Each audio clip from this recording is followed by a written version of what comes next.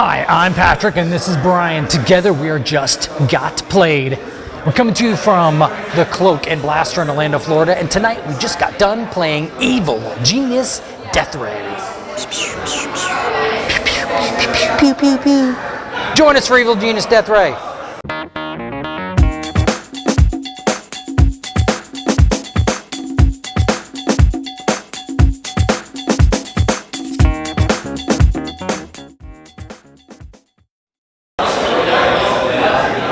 Brian, in your best evil villain voice, tell us all about Evil Genius Deathray. All right. I'm not sure if I have an evil genius. That's perfect. That's voice. exact. That's definitely evil. I don't even have to try. Your regular voice. Okay. Evil Genius Deathray. It's a 2 to 6 player game. It takes about 45 minutes to play. And the theme is kind of set in a superhero, or in this case, a supervillain type theme. There's a little bit of satire and parody and slapsticky kind of comedy in the artwork and in the theme of the cards and the flavor text and stuff. And basically, each of the players is assuming the role of the supervillain, and they're trying to construct a death ray in order to win. The game, the player wins the game when they assemble their death ray by assigning at least 7 different components to their death ray, and the combined value or threat value of all of those cards equals 17 or more. And then that's basically going to make the game cease, and the winner is declared at that point. So how do you get there? Is each player is going to start off with like 3 different action cards. They're going to start off with 1 component for their death ray. There's a little marketplace that is out, and there's a little bit of a drafting mechanic. So during their turn, each player is going to be able to draft one weapon or one type of component.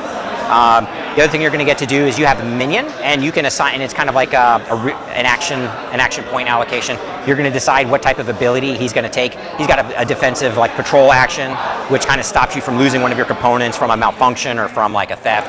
The other thing he can do is he can steal through espionage another component from another player. He can also help you mill or draw some extra cards and discard some extra cards. Extra action cards, right? Extra action cards. And then the other thing he can do is he can actually cause almost like a sabotage action. He can actually cause malfunctions on the other player's death ray. So generally, after you draw a card, you can then either play it in your parts locker or you can play it to your death ray. And some of these components, depending on, usually the ones that have the higher values, have a certain type of malfunction that could be associated with it. And these could cause anywhere from you losing the part, or to going to another player, or to blowing off and cause a magnetic field, which then sucks one of the other components from the other players over to yours. There's just a whole slew of different types of malfunctions, which can then chain reaction depending on what order they go in. And with that, and plus your Evil Genius character, there's quite a few of them, and they each have a special power for themselves. Sometimes it's once per game, but sometimes it gives you a little bit less help at every turn, like an ongoing power. With that, Patrick, what would you say is your favorite thing about Evil Genius Deathray? There is a lot of artwork, and most of it's very, very good. They've got a huge bunch of these Evil Geniuses to get to choose from. The artwork's really great on it. I mean, there's a lot of Evil Geniuses to choose from. The item cards are all like little blueprint parts. Like the components you can add to your death ray, or the weapons you can add to your death ray are little blueprints. I think it looks really good, and it's very thematic, and it works with the game. The action cards, the artwork's not incredible on it. They're usually stick figures or something like that, but it kind of fits in that blueprint situation. So yeah, it's pretty immersive because you're sitting there, and basically the theme that you're building this death ray, and the artwork is kind of comedic. It all lends itself to blend. I think the art, the art's good, and it lends itself to the theme of the game. Yeah. So I would say artwork. You did a great job. And if there's one thing that you really liked, the thing that I like the best about Deathray is actually the malfunction mechanics. Generally, when you think of something malfunctioning, it's going to be bad for building your giant death ray, and it can be in a lot of cases. But what works out well is if having your parts locker, you can kind of keep your cards off to the side, and that prevents the malfunctions from actually happening because those parts aren't powered yet.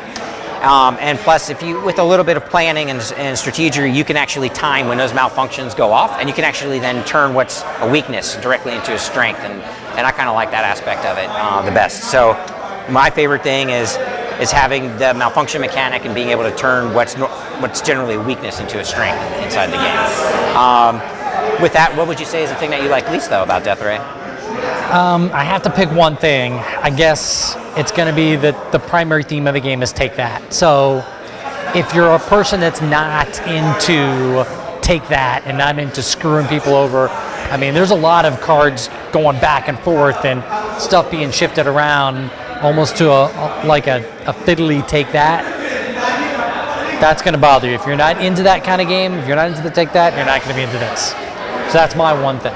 Okay. And if there's one thing that you had to choose, the thing that I would say that I like the least, in reading the rules, there was a couple of small rule ambiguities that I picked up on, and I wasn't sure exactly what to do.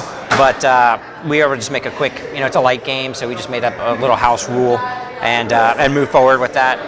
But I don't think it's anything that couldn't be addressed with like an FAQ or something on the website. And none of them were like major mechanisms in the game. It was like, a little something that we just kind of house ruled real quick. Yeah. So I don't think that was that big of a deal, but they could tweak it, right? That's what you're thinking? Yeah, a couple little tweaks here and there. Again, Evil Genius Deathray was already successfully funded on Kickstarter, I think, and there's a second reprinting also. So make sure you jump over to their website and order your copy. I'm Patrick. This is Brian. Together, we're Just Got Played. Thank you for watching. So Patrick, you apparently were able to construct your Deathray quicker than I was.